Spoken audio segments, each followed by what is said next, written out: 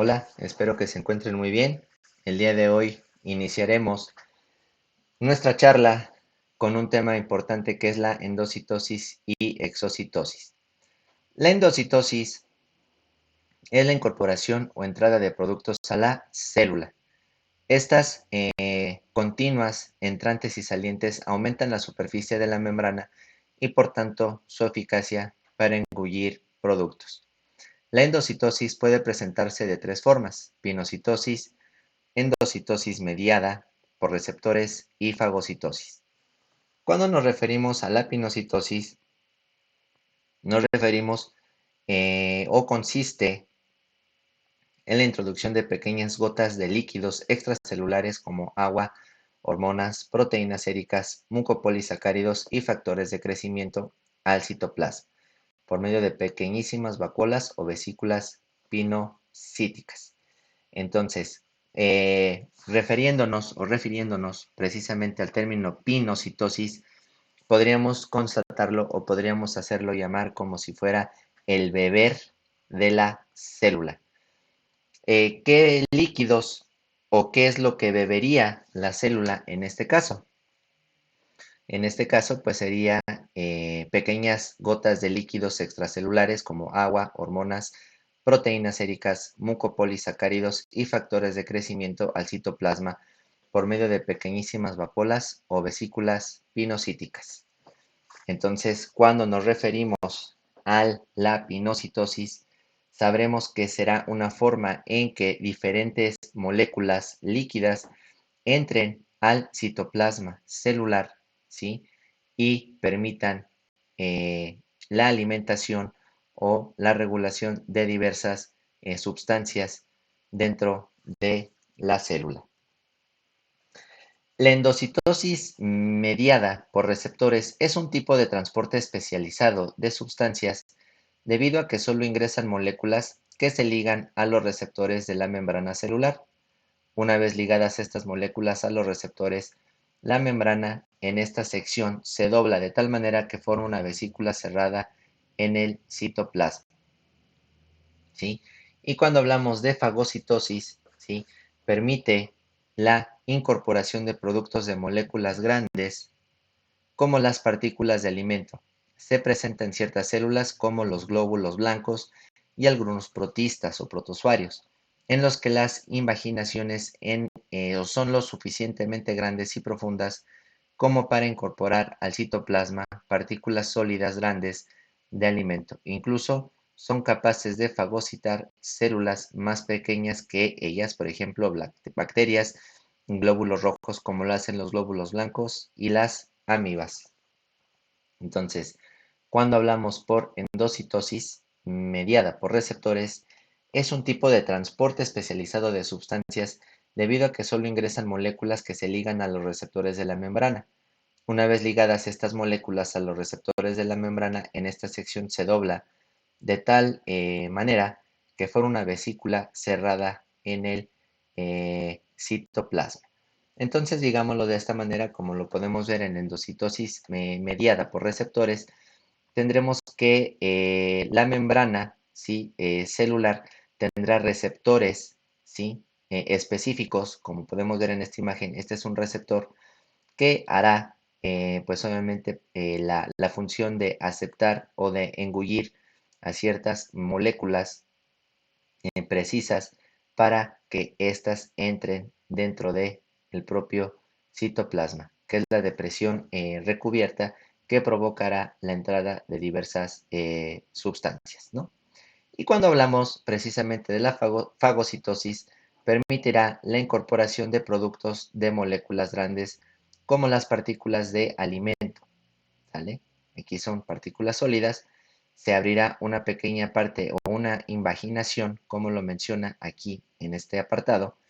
Se abrirá una pequeña invaginación e engullirá a esta partícula sólida, ¿sí?, que posteriormente será lista para incorporarlo al citoplasma. Estas partículas sólidas grandes de alimento incluso son capaces de fagocitar a células más pequeñas, por ejemplo, bacterias y glóbulos rojos, como lo hacen los glóbulos blancos y las amibas. Aquí tenemos este proceso, ¿no? Entonces tenemos tres procesos muy importantes, que es la endocitosis, que es la manera en la que algunas moléculas o algunos hormonas, sustancias, azúcares o sustancias químicas especializadas ingresarán a la parte intracelular de nuestra célula.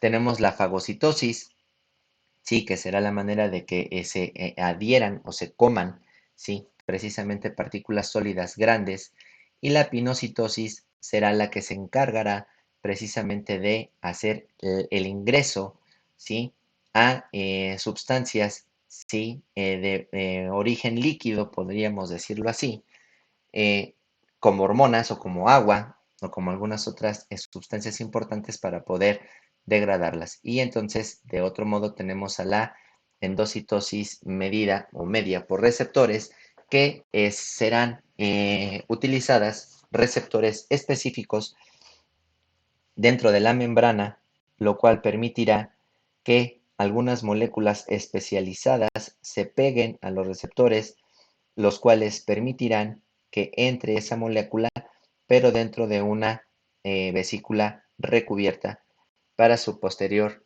utilización o digestión dentro de la propia célula. Y obviamente hablando de estas pequeñas vesículas, pues tenemos que también forman parte de las células eucariotas, ¿no? Y estas vesículas son organelos formados o en forma de saco o bolsas membranosas que se forman a partir de las membranas, ya sea del retículo endoplásmico, del aparato de Golgi o del citoplasma, y se desplazan con su contenido por todo el citoplasma de la propia célula. Muchas vesículas tienen una relación estrecha con los lisosomas, sobre todo las autofágicas, las heterofágicas y las endocíticas, ¿sí? Entonces, nosotros podemos ver en esta imagen que tenemos pequeñas vesículas, ¿sí? Como las que se podrán encontrar aquí, que se van a encargar de el ingreso de ciertas sustancias en específico a la propia célula para posteriormente su propia utilización. Entonces tenemos que son organelos en forma de saco o bolsas membranosas que se forman a partir de las membranas, ya sea el del retículo endoplásmico, del aparato de Golgi o de la pared citoplasmática, ¿no? Se desplazarán con su contenido por todo el citoplasma de la célula. Muchas vesículas tienen una relación estrecha con los lisosomas, sobre todo las autofágicas, las heterofágicas y las endocíticas. ¿Cuáles son las vesículas autofágicas o autofagosomas? Contienen enzimas o enzimas lisosomales y se identifican porque en su interior pueden contener mitocondrias, retículo endoplásmico, glucógeno u otro tipo de componente de la misma célula que se encuentran en diferentes estados de degradación. El proceso de autofagia, que literalmente significa comerse a sí mismo, se presenta en cualquier tipo de célula, pues permite la regeneración de los organelos. Sus residuos no digeridos se expulsan de la célula mediante exocitosis. Entonces, estas vesículas autofágicas que se encontrarán dentro, ¿sí?, de nuestra membrana celular son como estas que ustedes pueden ver aquí, como esta vesícula, que contienen enzimas lisosomales que se van a encargar de digerir, ¿sí? Aparte, se pueden identificar porque en su interior pueden contener mitocondrias, retículo endoplásmico, glucógeno u otro tipo de componente de la misma célula que se encuentran en diferentes estados de degradación. El proceso de autofagia, que literalmente significa comerse a sí mismo, se presenta en cualquier tipo de célula, pues permite la regeneración de los organelos.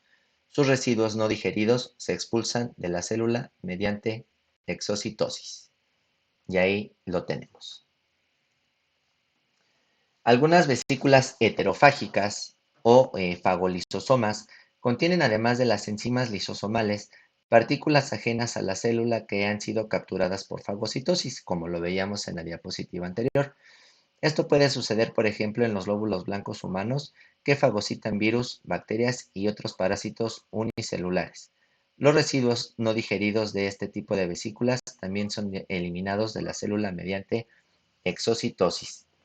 Entonces, bueno, aquí tenemos el ejemplo de vesículas que se van a encargar precisamente de alimentarse o de permitir la entrada de ciertas sustancias o enzimas, ¿sí?, que son ajenas a la célula y han sido capturadas por medio de ese proceso llamado fagocitosis, que volvemos a recordar es ese proceso de ingerir moléculas de gran tamaño, como lo mencionábamos que eran algunos glóbulos blancos y algunos otros eritrocitos, ¿no?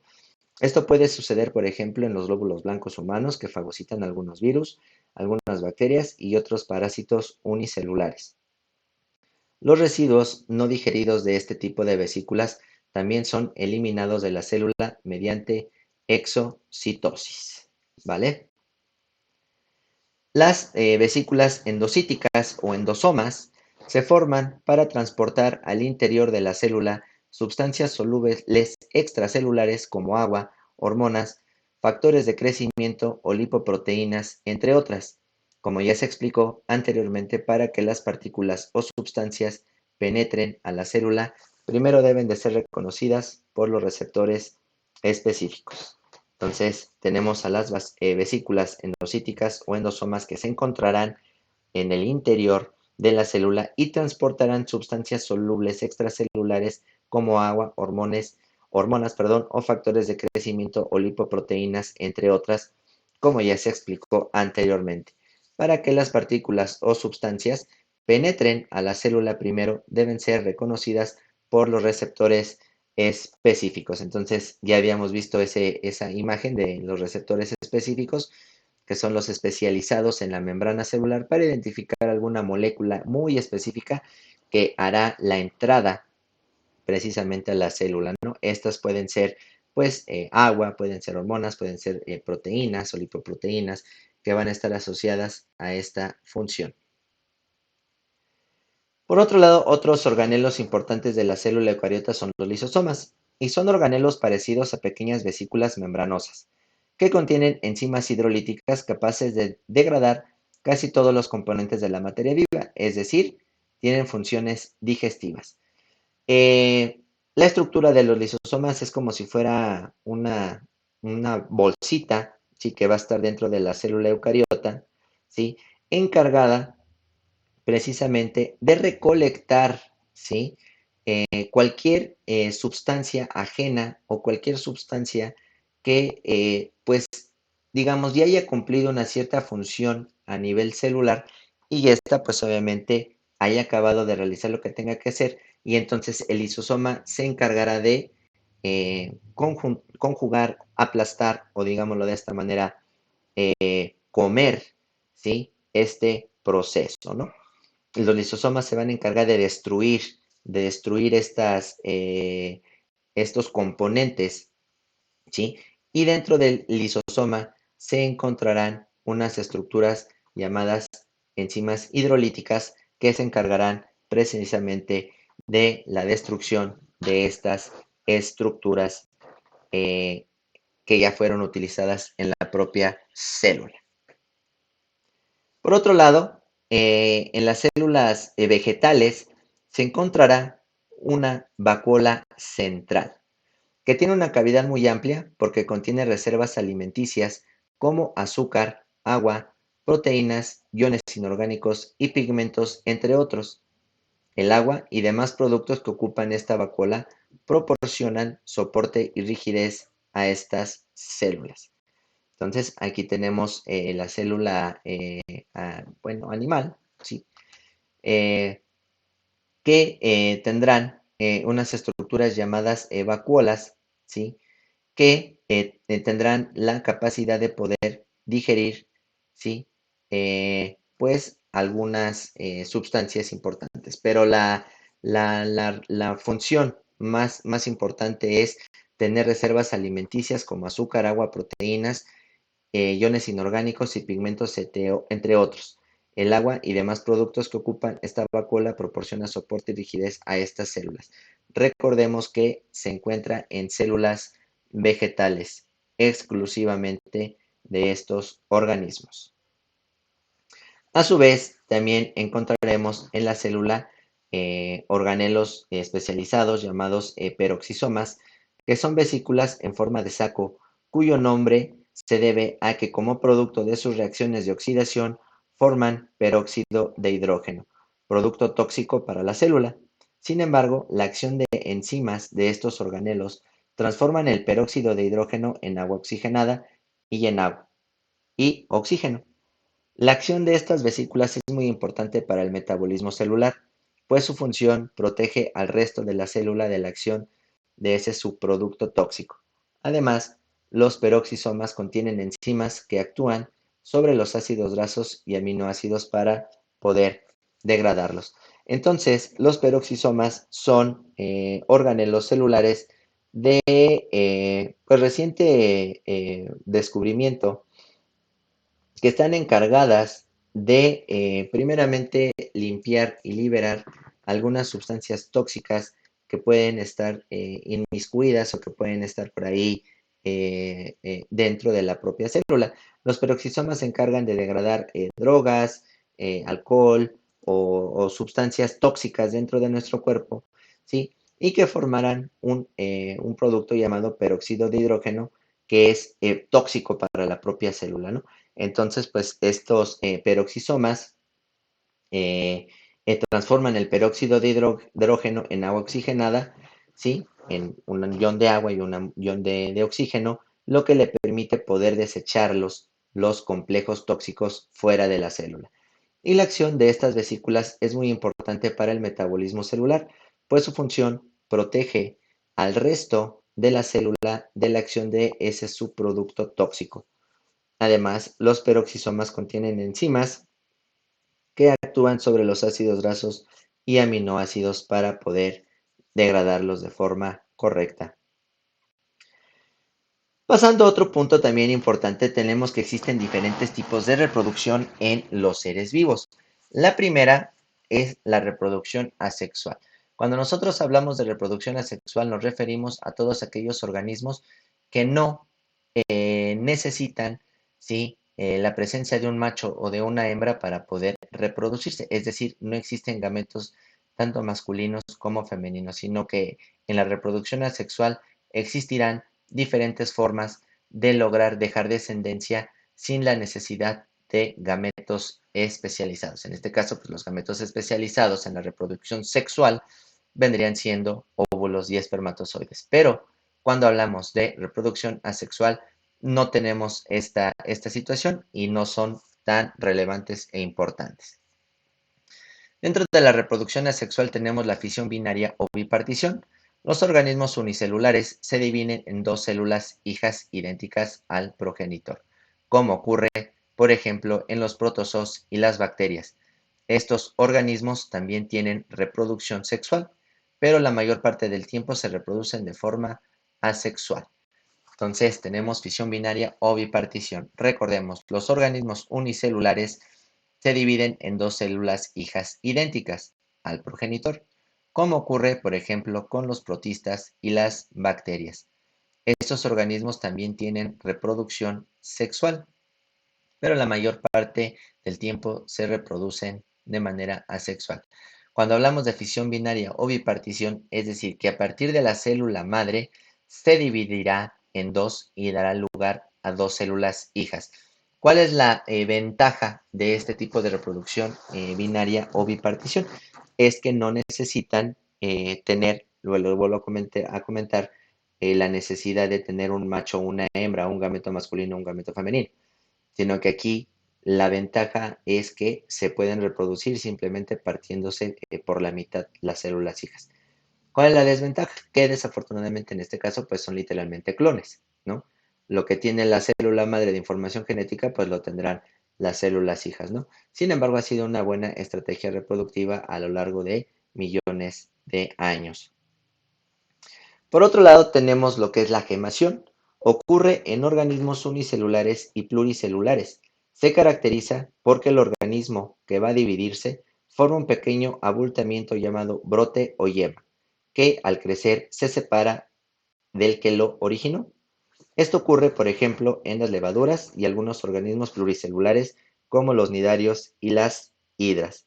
También en estos organismos ocurre la reproducción sexual, pero en la mayoría de las ocasiones se reproducen asexualmente. Entonces, ¿qué es la gemación?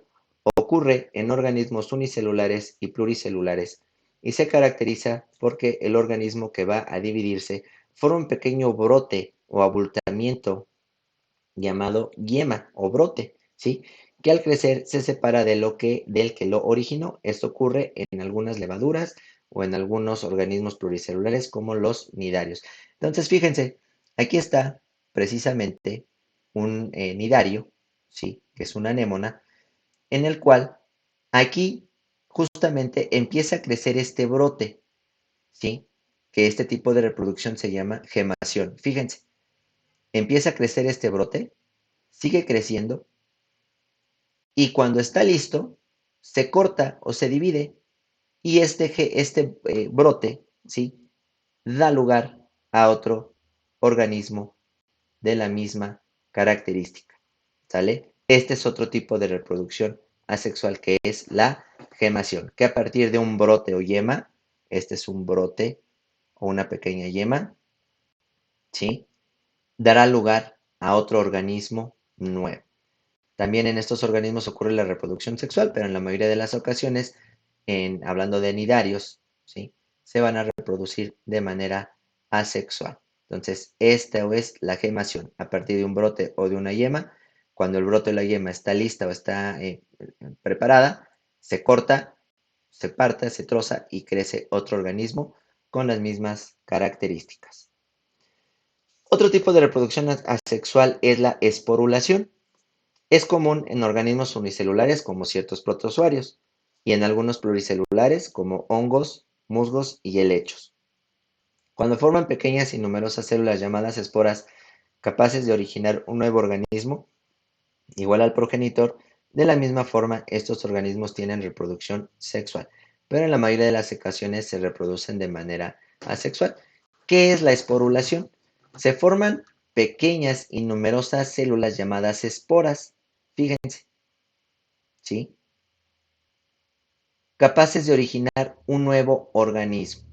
Estas esporas ya están totalmente listas, ¿sí? Para la reproducción, es decir, ya vienen con una carga cromosómica completa. Estas esporas caen al substrato y hacen que empiece a crecer un nuevo organismo.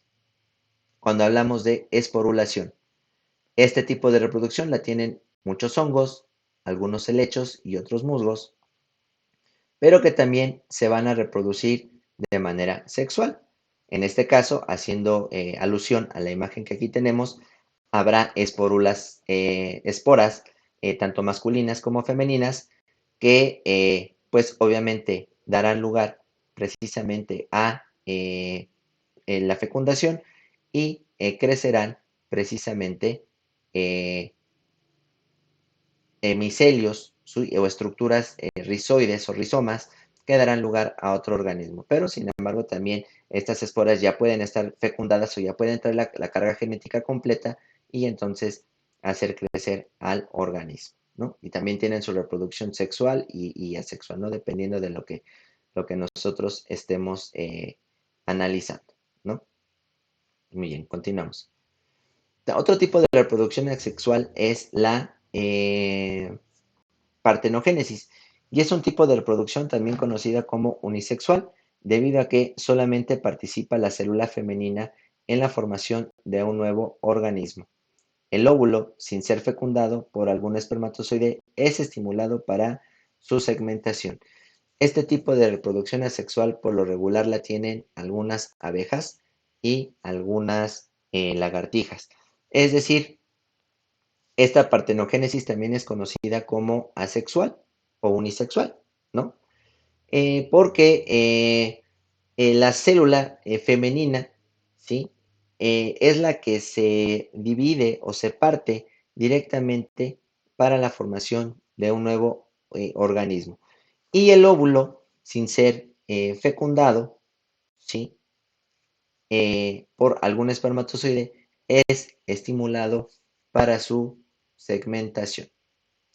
Entonces tenemos aquí la hembra, tiene el gameto de 16 cromosomas, ¿sí? Pero, sin embargo, puede dar lugar a un macho y en el caso que si se llegara a dar una hembra, pues sale el óvulo de la hembra más el óvulo del macho a hacer una fecundación y dan lugar a la hembra, ¿no?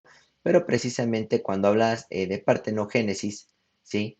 El mismo óvulo, como aquí lo están viendo ustedes, no necesita de ninguna estimulación ni nada, sino que empieza su propia, ¿sí? Su propia división para dar lugar a un macho. En este caso, a esto lo llamamos como partenogénesis. También vamos a tener ejemplos de la reproducción o multiplicación vegetativa. En este ejemplo, por ejemplo, vaya la redundancia, o por ejemplo, los estolones son crecimientos o brotes del tallo de algunas plantas. Los estolones se arrastran sobre la superficie de la tierra y echan raíces a intervalos. El ejemplo más característico es la fresa. Aquí tenemos un estolón, aquí tenemos un pedazo de, eh, de tallo, ¿sí? Y liberará una pequeña brote de tallo que dará lugar a otro crecimiento más adelante. En el caso de los rizomas, el estolón es subterráneo y recibe el nombre de rizoma, como en este caso que podemos ver aquí abajo. En estos, las hojas son reducidas y carecen de clorofila, por lo que parecen pequeñas escamas colocadas a intervalos regulares. Las raíces pueden crecer principalmente en los nudos o estar distribuidas en todo el rizoma. Los pastos, usualmente llamados césped, son un ejemplo de este tipo de reproducción. Entonces aquí tenemos el rizoma que va por debajo de la tierra, ¿sí? Tiene una pequeña extensión, ¿sí? Lo que provoca también el crecimiento del césped en otro lado, como lo estamos viendo en esta parte. Y es otro tipo de multiplicación vegetativa o reproducción asexual, pero en este caso de las plantas. Tenemos los cormos, ¿sí? Que es un pequeño tallo que se encuentra bajo tierra en latencia y con reservas nutritivas, como sucede con la gladiola y el azafrán. Hay algunos bulbos que el órgano de almacenamiento de alimentos son sus hojas, a diferencia de los cormos en el tallo. Tales hojas son gruesas y forman las escamas del bulbo que rodean al tallo, como sucede en las cebollas y los tulipanes. Tenemos los tubérculos, que algunos rizomas delgados tienen ciertas partes gruesas en las que se almacenan alimentos, los cuales reciben el nombre de tubérculos. El ejemplo más conocido es la papa. O los propágulos, que son pequeñas formaciones multicelulares que sirven para la reproducción asexual en helechos, musgos y hepáticas, por ejemplo, el género Mercantia, ¿sí? Entonces los cromos son pequeños, es un pequeño fragmento del tallo que se encuentra bajo tierra en la latencia y con reservas nutritivas, como sucede con la gladiola y el azafrán. Los bulbos es el órgano de almacenamiento de alimento, son sus hojas, a diferencia de los cormos en el tallo. Tales hojas son gruesas y forman las escamas del bulbo que rodean al tallo, como sucede en las cebollas y los tulipanes. Y en el caso de los tubérculos, algunos rizomas delgados tienen ciertas partes gruesas en las que se almacenan alimentos, los cuales reciben el nombre de tubérculos. El ejemplo más conocido pues es la papa. Y los propágulos son pequeñas formaciones multicelulares que sirven para la reproducción asexual en helechos, musgos y hepáticas, por ejemplo, el género Mercantia. Vamos a ver el tipo de reproducción sexual, que es el más común en todos los organismos. En este caso, ¿sí? Este tipo de reproducción, ¿sí? O estos dos tipos de células especializadas, ¿sí? Serán los gametos y en este caso serán gameto femenino y gameto masculino. Este tipo de reproducción participan dos tipos celulares especializados llamados gametos, los cuales provienen de un macho y una hembra. En el ser humano, cada gameto tiene 23 pares de cromosomas, y los gametos femeninos se llaman óvulos y los masculinos se llaman espermatozoides.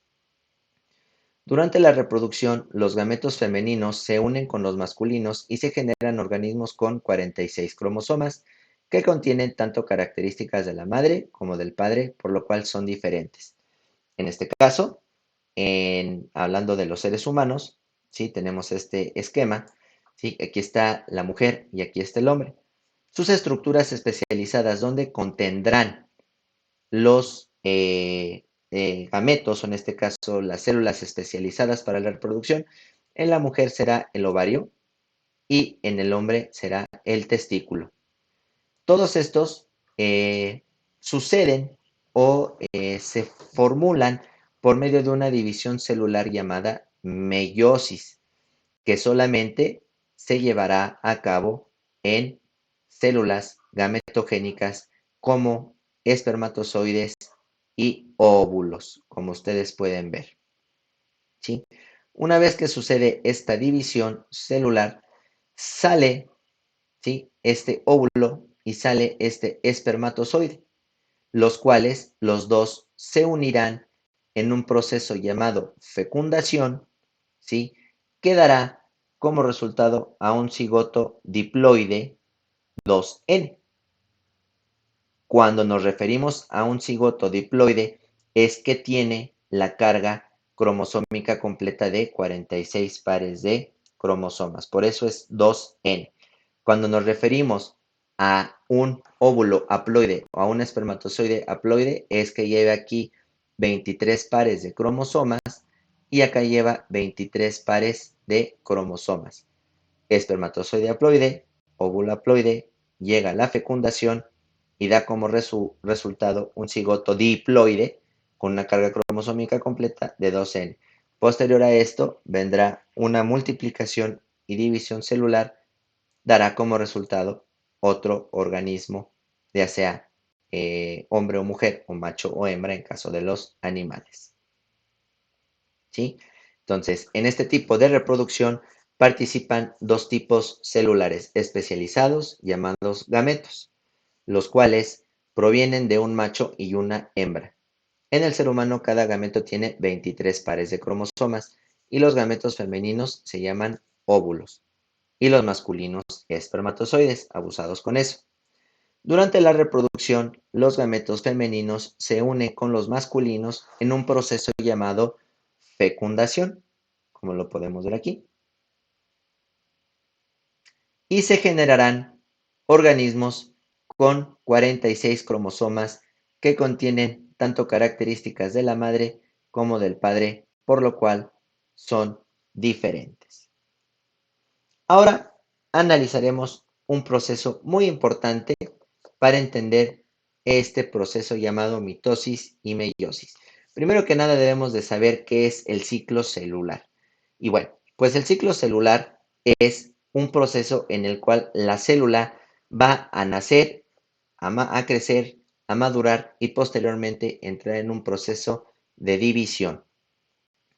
La célula, al igual que todos los organismos vivos, nace, crece, se reproduce y muere. Por eso se considera conveniente explicar las distintas etapas de su vida mediante el ciclo celular, que en células eucariotas se divide en 4 etapas. Aquí, viéndolo de manera muy general, tenemos la fase G1, que es el crecimiento general de la célula, ¿sí? Pasará a la fase S, en donde ocurre la síntesis de ADN y los cromosomas se replican. Pasando la fase S, llegará a la fase G2, en donde continúa el crecimiento, pero sin embargo, en la fase G2, la célula se prepara para la división celular. Y la división celular estará marcada dentro del ciclo con una letra o el nombre de fase M, en el que primero será profase, metafase, anafase, telofase y citocinesis, que dará lugar a otra célula, y esta célula dará inicio otra vez a todo este proceso, a todo este periodo llamado fase G1, fase S, fase G2 y así continúa el ciclo celular, el cual lo vamos a ir explicando uno por uno. ¿Qué ocurre en la fase G1? Ocurren las funciones vegetativas. Aquí tenemos en la fase G1, ¿sí? La célula duplica su tamaño y aumenta el número de organelos, enzimas y otras moléculas, es decir, empieza a crecer, ¿sí? Empieza a haber un crecimiento que se refleja en un aumento de la masa celular. Así la célula hija, que inicialmente medía alrededor de la mitad de lo que medía la célula madre, crece por la síntesis de nuevo material celular, generado a partir de los compuestos químicos que adquiere mediante la nutrición. Asimismo, ocurre una diferenciación en la cual la célula, además de crecer, adquiere las características físicas y fisiológicas de su especie dependiendo de su tipo celular. Entonces, la fase G1, ¿sí?, se refiere precisamente a el proceso que es de nutrición y de aumento en células, el aumento de organelos celulares, enzimas y otras moléculas.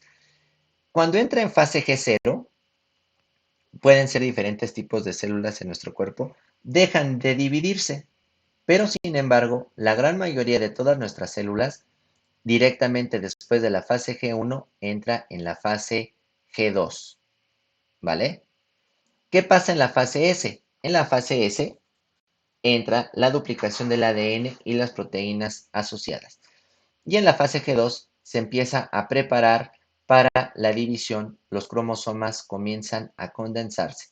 Una vez que ya esté preparada, entra en este proceso del ciclo de llamado mitosis, donde se prepararán los dos juegos cromosómicos, al igual que el inicio del ciclo celular otra vez, ¿no? Este es un ciclo que se repite y se repite y se repite. Haciendo la analogía para que ustedes entiendan, como lo decíamos al inicio de la presentación, una célula nace, se nutre, crece, se reproduce y muere. Y así constante y constante y sucesiva y sucesivamente, ¿vale? Entonces, fase G1. Volvemos a entender lo que quede claro. La célula duplica su tamaño y aumenta el número de organelos, enzimas y otras moléculas. Aquí lo tenemos, ¿vale? E iremos analizando las próximas fases. Fase S. Después de que ya quedó la G1, aquí está la fase S.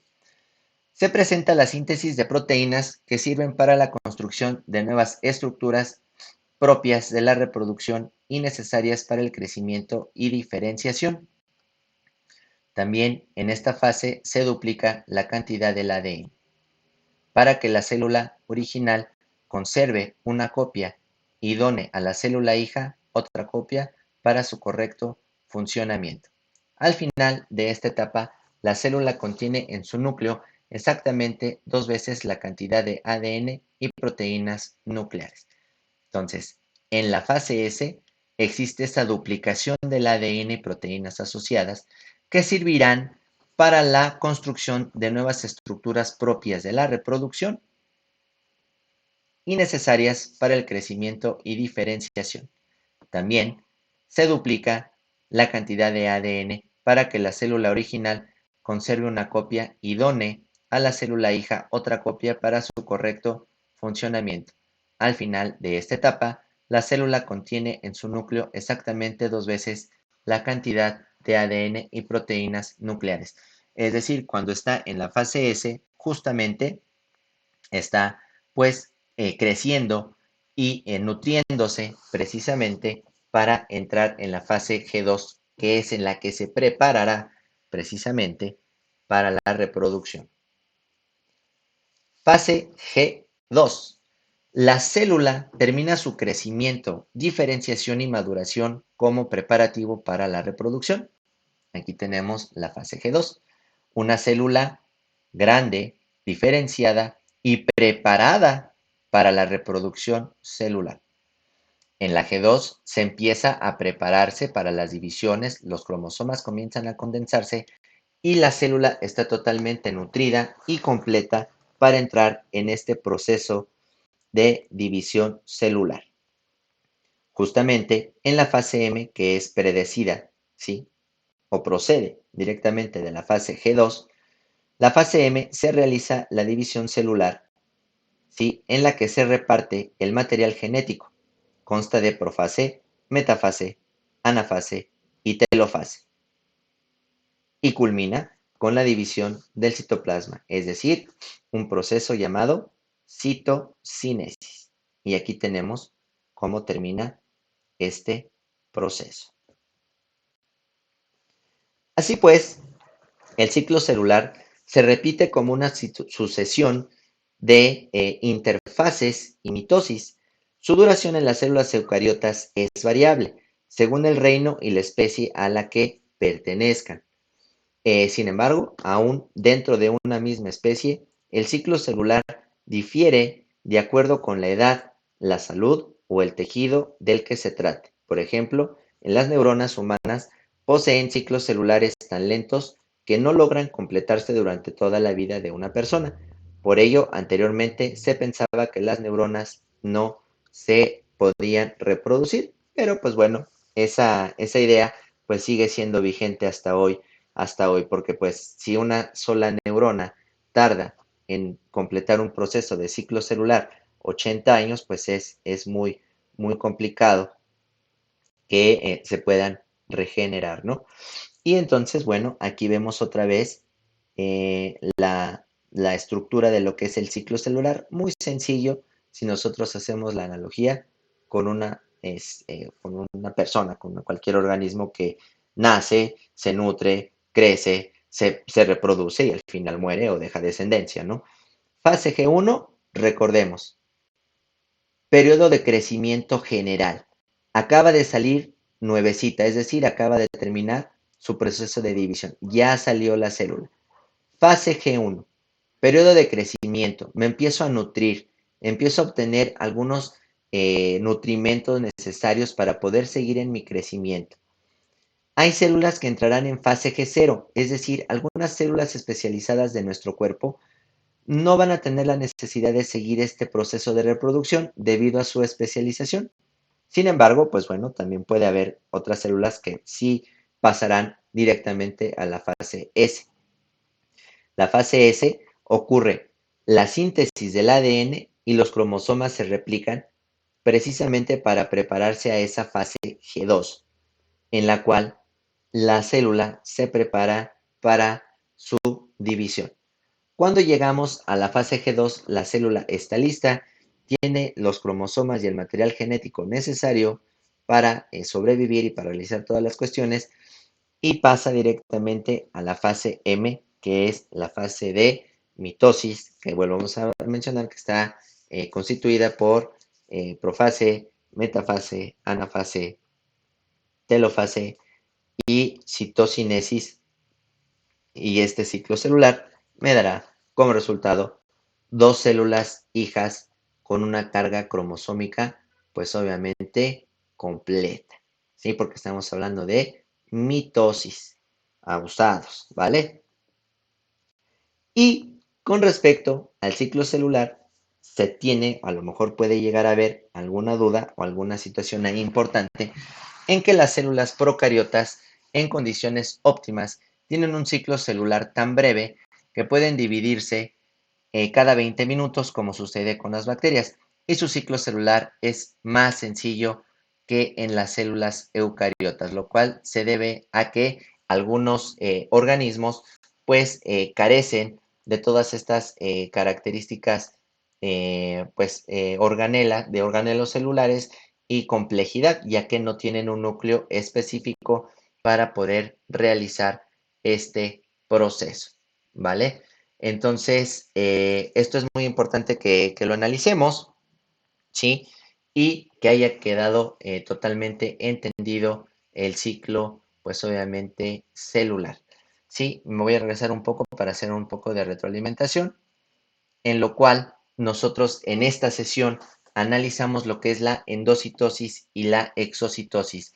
La endocitosis es la capacidad de que tienen las células de que algunas sustancias entren a la matriz intracelular Y la exocitosis es la capacidad de sacar o de extraer, ¿sí? O de repeler hacia la parte externa de la célula algunas sustancias.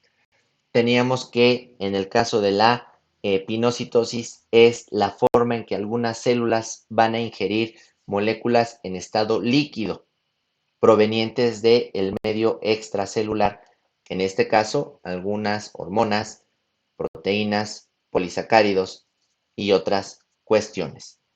Teníamos que existe la endocitosis medida o mediada por receptores en los cuales existirán receptores especializados químicamente en las membranas celulares que permitirán el ingreso de ciertos productos o de ciertas moléculas que son, pues, obviamente de interés para la propia célula y así sobrevivir, ¿no? Y tenemos también la fagocitosis, que en este caso es la absorción o la ingesta de partículas sólidas de gran tamaño hacia el interior de la propia célula. Aquí lo estamos entendiendo con toda claridad. Entonces, la fagocitosis permite la incorporación de productos de moléculas grandes como las partículas de alimento y se presentan en ciertas células como los glóbulos blancos y algunos protistas, en los que las imaginaciones son lo suficientemente grandes y profundas como para incorporar al citoplasma partículas sólidas y grandes de alimento. Incluso son capaces de fagocitar a células más pequeñas que ellas, por ejemplo, bacterias, glóbulos rojos, como lo hacen también glóbulos blancos y las amibas. Observábamos que también van a existir vesículas, ¿sí?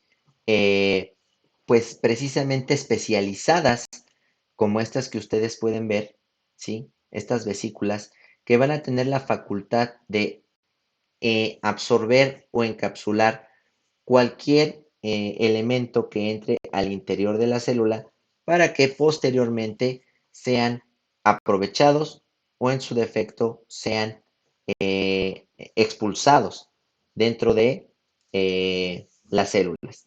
Estas vacuolas las ingerirán y tendrán enzimas lisosomales que las utilizarán para poder comer, ¿no? Los residuos no digeridos en este tipo de vesículas también son eliminados de la célula mediante un proceso de exocitosis.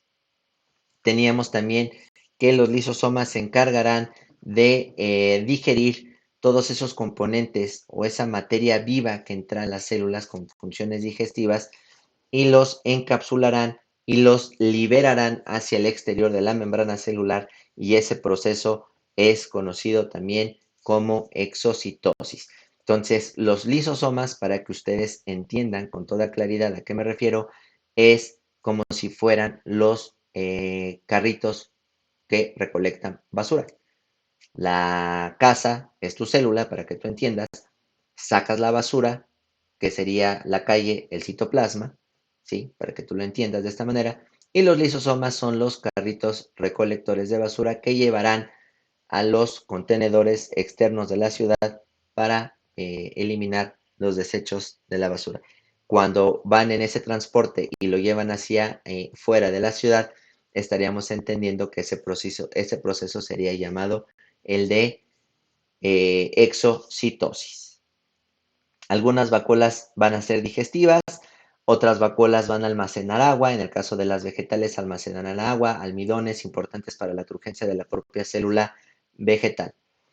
También otros organelos importantes en la desintoxicación o liberación de sustancias tóxicas en nuestro cuerpo, pues son los peroxisomas, que eliminarán el resto de algunas drogas o el resto de algunos otros componentes no deseados para el cuerpo y los eliminarán hacia afuera de la célula.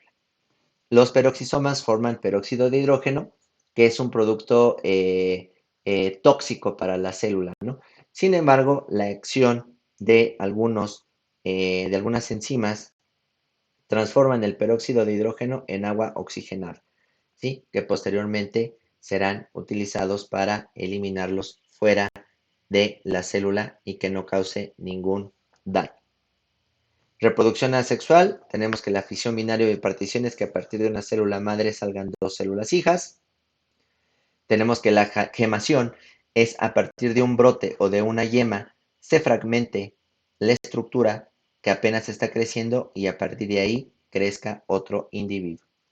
Tenemos el caso de la esporulación, que es común en algunos hongos y algunos protozoarios que van a reproducirse por medio de esporas, que serán capaces de originar un nuevo organismo, al igual que el progenitor. Tenemos la partenogénesis, también conocida como unisexual, debido a que solamente participa una célula femenina en la formación de un nuevo organismo. Tenemos la hembra, ¿sí? Este gameto, ¿sí? Es solamente de 16 cromosomas, ¿sí? No necesita fecundación y sale un macho que tiene una carga cromosómica de 16. Y la que tendrá, en este caso, la carga completa de 32 pares de cromosomas será la hembra, ¿sí? Precisamente porque aquí hay una fecundación con 16 pares de cromosomas, 16 pares de cromosomas y dará lugar a una hembra. Pero esta es una reproducción sexual. Todo lo de abajo es reproducción sexual. La reproducción asexual, partenogenética, es decir, que a partir de un óvulo no fecundado, da lugar a otro organismo con una carga cromosómica igual al de la madre.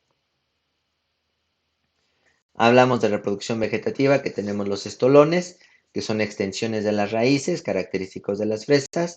Los rizomas, cuando el estolón subterráneo es un rizoma, en estos las hojas son reducidas y carecen de clorofila, por lo que parecen pequeñas escamas colocados en intervalos regulares.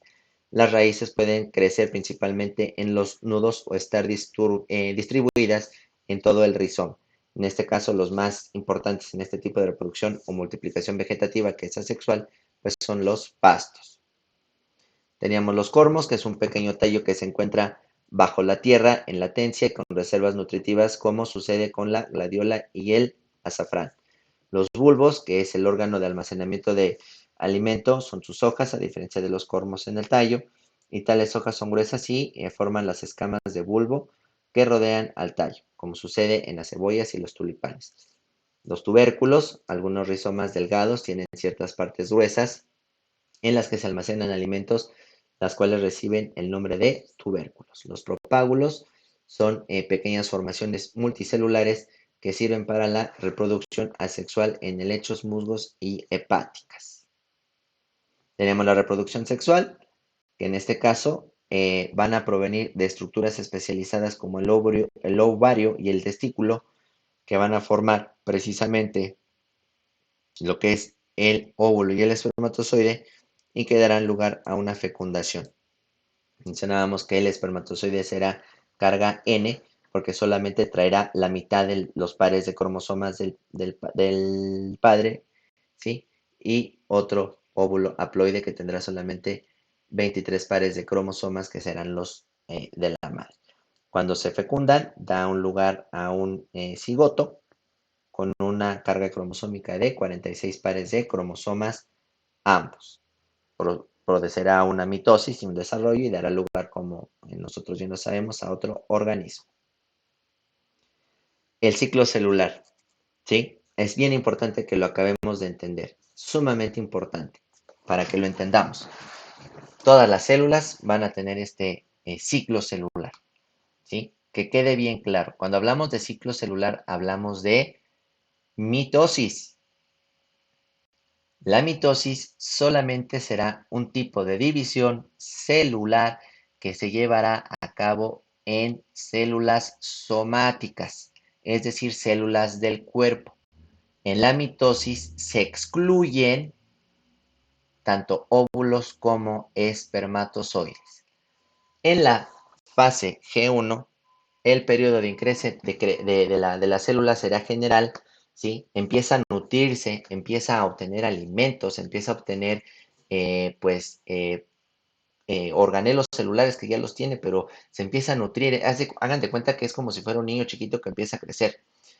En la fase S, ¿sí? Es cuando la célula, pues, está preparándose para ese proceso tan importante que es la división tiene una duplicación de de su ADN, tiene una nutrición completa y está lista para entrar en la fase G2, donde va a entrar o va a continuar su crecimiento, pero ya los cromosomas están pues a punto de dividirse o divididos, ¿sí?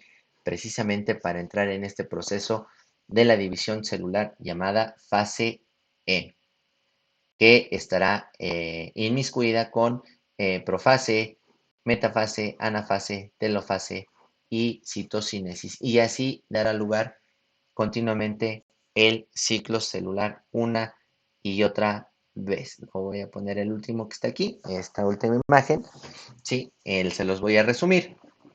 La fase G1, que es la célula, ¿sí? Aquí inicia el ciclo celular, aquí está la célula que acaba de salir de esta división, donde salieron dos, ¿sí? Aquí está el inicio de la célula duplica su tamaño y aumenta el número de organelos, enzimas y otras moléculas, se empieza a nutrir. Hay células que entran en G0 porque pues no se van a dividir debido a su especialización. Entran las normales en fase S, que entran en una duplicación del ADN y proteínas asociadas, pasan a la fase G2, en donde se empiezan a prepararse para la división, los cromosomas comienzan a condensarse y inicia este proceso de mitosis, que hablamos que este proceso de mitosis solamente se llevará a cabo en células somáticas que son del cuerpo. Y también las células eucariotas tendrán de alguna u otra manera este proceso precisamente de ciclo celular, pero pues menos complejo, ya que su ADN pues está flotando en el citoplasma y obviamente pues no hay necesidad de tanta complejidad, ya que no tiene tantos organelos celulares ni tantas complejidades y su ciclo dura muchísimo menos tiempo. Pero cuando hablamos de ciclo celular, nos referimos precisamente a células eucariotes animales, ¿vale? Pues esto ha sido todo el día de hoy. Espero que lo hayan entendido, que lo hayan captado. Si ustedes tienen alguna otra duda, les sugiero que volvamos a ver el video y si no, quedo a sus órdenes para lo que se suscite. Muchísimas gracias por su atención. Que tengan excelente día.